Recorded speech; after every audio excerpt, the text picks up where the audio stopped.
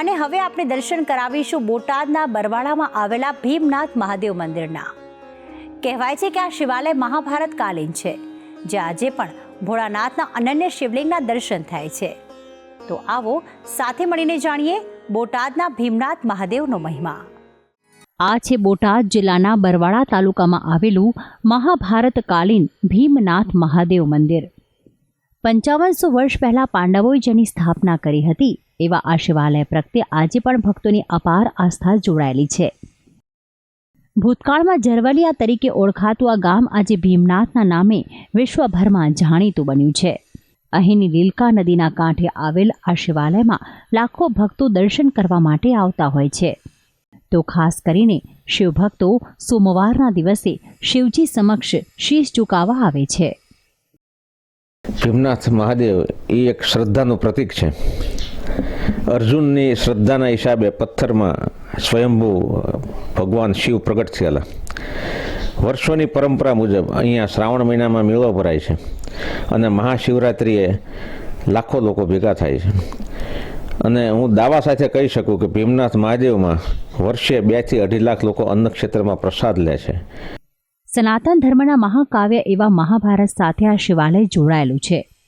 લોકમુખે રમતી કથા અનુસાર અજ્ઞાતવાસ વખતે પાંડવો આ સ્થાને આવ્યા હતા.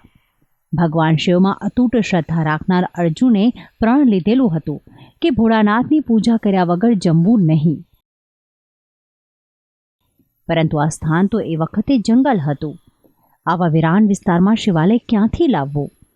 અર્જુનના પ્રણને કારણે ભીમને લાંબા સમય ભૂખ્યા રહેવું પડ્યું હતું. ત્યારે ગદાધારી ભીમે યુક્તિ અજમાવી. વરખડીના વૃક્ષ નીચે લિંગાકાર પથ્થર પર ફૂલો પધરાવી જળા અભિષેક કર્યો અને ભાઈ અર્જુનને આ ચમત્કાર વિશે વાત કરી અને પૂજા કરવા કહ્યું. પરંતુ ભોજન કરતી વખતે ભીમે સમગ્ર હકીકત કહી. પોતાનું પ્રણ તોડતા અર્જુને મહાદેવને હાથ જોડીને વિનંતી કરી કે પોતાને ક્ષમા કરે. ભીમે પશ્ચાતાપના ભાગરૂપે એ શિવલિંગ પર ગદાથી પ્રહાર કર્યો. પરંતુ સૌના આશ્ચર્ય વચ્ચે શિવલિંગમાંથી દૂધની ધારા પ્રગટ થઈ. આકાશવાણી દ્વારા ભોળાનાથે અર્જુન અને ભીમને ક્ષમા કર્યા અને આશીર્વાદ આપ્યા.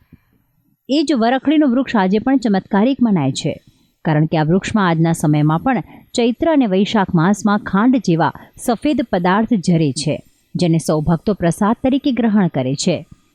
ભાદરવી અમાસે બહેન આ વૃક્ષને રાખડી બાંધે છે.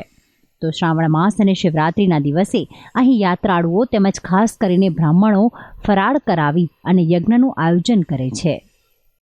શિખરબંધ મંદિર કરવામાં આ વરખડીનું ઝાડ નડતું હતું, એટલે એને કાપવું પડે. જ્યારે સુતારે કુવાડાનો ઘા કર્યો તો એમાંથી રક્ત એટલે કે લોહીની ધારા થઈ અને સાપોના નકરા મોટા મોટા સાપો દેખાવા માંડ્યા. આથી બાપુ કહે, ભાઈ આ ઝાડ કાપશો નહીં, આ વરખડીનું ઝાડ આમ નામ રહેવા દો. અને આજની તારીખે શંકર ભગવાનનું મંદિર શિખર વગરનું અહીંયા ભીમનાથમાં બિરાજમાન છે.